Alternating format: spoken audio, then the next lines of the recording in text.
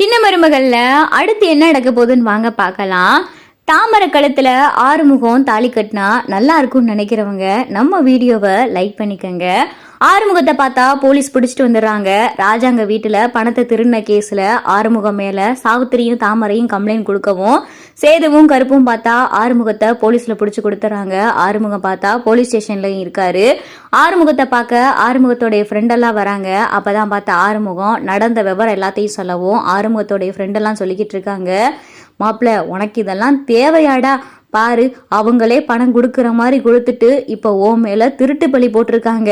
அதுவும் பெரிய இடம் வேற, அமைச்சர் இடத்துல பணத்தை திருடினா உன்னை சும்மா விடுவாங்களா, எப்படா மாப்பிள்ள நீ எப்படி வெளியே வர போற அப்படின்னு சொல்லிட்டு இங்க ஆறுமுகத்தோடைய ஃப்ரெண்டெல்லாம் கேட்கவும், மச்சான் நான் சொல்றதை நீங்க கேளுங்கடா அப்படின்னு சொல்லிட்டு ஆறுமுகம் சொல்லவும், அந்த கல்யாணம் நடக்கவே கூடாது மச்சான், நீங்க தான் வெளியே இருந்து ஏதாவது பண்ணணும், பணத்தை கையில கொடுக்குற மாதிரி கொடுத்துட்டு கடைசியில ஏன் மேலேயே திருட்டு பழி போட்ட அந்த சாவித்திரி தாமரையும் நல்லாவே இருக்கக்கூடாது, அந்த தாமரை கழுத்துல சேது தாலி கட்டவும் கூடாது, சேது தாலி கட்ட போற கனவுல தான் அந்த தாமரை தெரிஞ்சுக்கிட்டு இருப்பா, அவளுடைய கனவுல மண்ணள்ளி போடணும், அதுவும் இந்த சாவித்திரி எப்படியாவது சேதுவை தன்னுடைய மகளுக்கு கட்டி வச்சிடணும் அப்படின்னு சொல்லிட்டு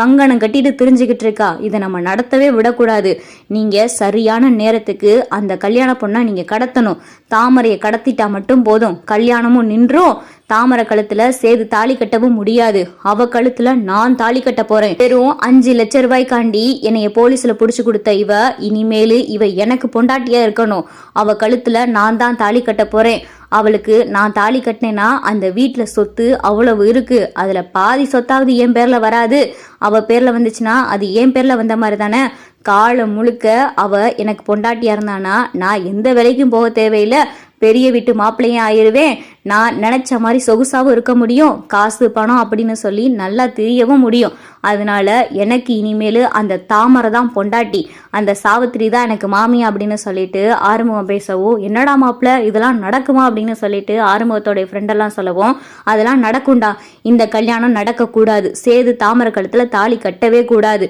சேதுவோடைய பொண்டாட்டி ரொம்ப நல்ல பிள்ளைடா, அந்த பிள்ளை பாவம் அப்புறாணி, அந்த பிள்ளை மேல பழிய போட்டு இந்த தாமரை இன்ன வரைக்கும் அந்த வீட்டுல நல்ல பேர் எடுத்துக்கிட்டு இருக்கா, இவ தான் தப்பு பண்ணதே, இவ எப்படி அந்த வீட்டுக்கு மருமகள் ஆகலாம், இவ மருமக ஆகவே கூடாது, அதனால அந்த பொண்ணை எப்படியாவது கடத்திருங்க, தாமரைய கல்யாணத்தன்னைக்கு எப்படியாவது கடத்தினா மட்டும் போதும், கல்யாணம் நின்னுரும், இது நமக்கு போகுது இப்ப அப்படின்னு சொல்லிட்டு ஆறுமுகம் போலீஸ் ஸ்டேஷன்ல ஃப்ரெண்டு கிட்ட எல்லாம் சொல்லவும், அப்பதான் பார்த்தா ஆறுமுகத்தோட ஃப்ரெண்ட் எல்லாம் கேக்குறாங்க, அந்த பிள்ளைய நாங்க பார்த்ததே இல்லையா எப்படியா அப்படின்னு சொல்லிட்டு ஆறுமுகத்தோட ஃப்ரெண்ட் எல்லாம் கேட்கவும், நான் ஒருத்தரை சொல்றேன் அவர்கிட்ட போய் நீங்க சொல்லுங்க, அவர் கல்யாணத்தை நிப்பாட்டுறதுக்கு ஏற்கனவே தயாரா தான் இருக்காரு அப்படின்னு சொல்லி ஆறுமுகம் பார்த்தா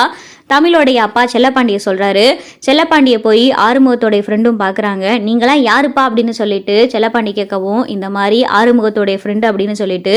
நடந்த விவரம் எல்லாத்தையும் பார்த்தா செல்லப்பாண்டி கிட்ட சொல்லவும், நாங்க கல்யாண பொண்ணை கடத்துறதுக்காக தான் வந்திருக்கோம், கல்யாண பொண்ணு யாரு மட்டும் எங்களுக்கு அடையாளம் காட்டுங்க அப்படின்னு சொல்லி ஆறுமுகத்தோடைய ஃப்ரெண்டெல்லாம் கேட்கவும், நல்லா இருப்பிய, முதல்ல அவளை கடத்திட்டு இங்கிருந்து எங்கேயாவது கடத்தி தூக்கிட்டு போங்க, அப்பதான் என் மக வாழ்க்கை நல்லபடியா காப்பாற்ற முடியும் அப்படின்னு சொல்லிட்டு செல்லப்பாண்டி பார்த்தா, நான் அந்த பொண்ணை உங்களுக்கு அடையாளம் கட்டுறேன் வாங்க அப்படின்னு சொல்லிட்டு செல்லப்பாண்டி பார்த்தா தாமரையை அடையாளம் காட்டுறாரு.